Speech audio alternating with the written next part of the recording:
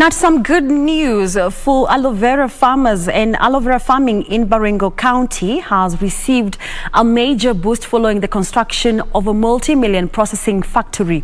Baringo Governor Stanley Kiptis says the factory will help create job opportunities for more than 1,000 people directly. Let's take a look. The multi-million shilling factory, which was launched at Koriema, Baringo South, will see hundreds of farmers benefiting from the practice. Some of the teething challenges that have been facing us, including, among many, the poverty status in our region, and also the challenges that a number of our youth, closer to 71%, are not employed. The factory, which had initially closed due to mismanagement, will soon be up and running, offering relief to the region's surplus aloe output.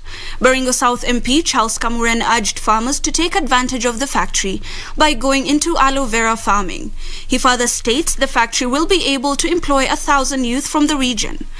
Vijana wetu watapata kazi, na ametueleza kwamba wataweza kuandika kazi vijana 1,000. Na hiyo ni kiwango ambayo tunahitaji sana.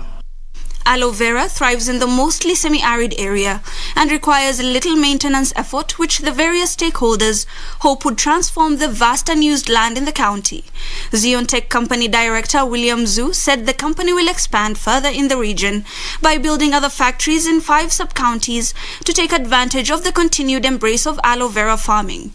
Our company, Zion Biotech Corporation, to invest significant resource to develop this aloe processing factory in Baringo County.